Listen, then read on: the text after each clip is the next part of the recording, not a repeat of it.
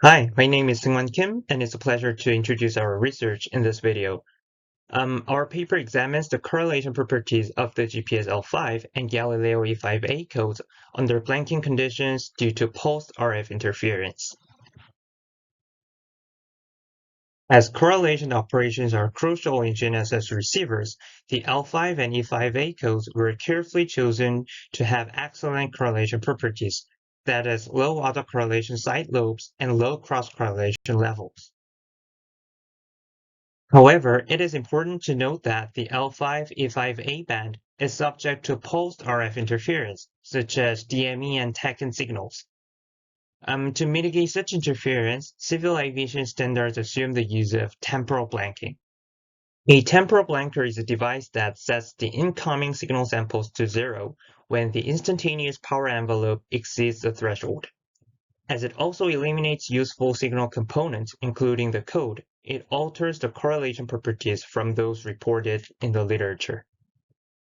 Our motivation stems from the lack of prior analysis on how blanking affects the correlation properties of L5 and E5a codes, which is critical since the blanking duty cycle, or BDC in short, can reach up to 63% in some regions.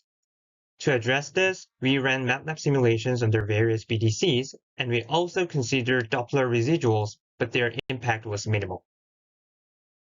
These are the simulation settings we used. We analyzed all officially assigned codes under various BDCs and Doppler residuals.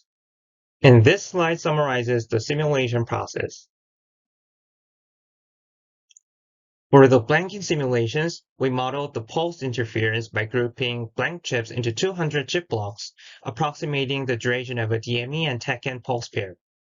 And blanking positions were randomly selected using a uniform distribution, and the process was repeated 100 times.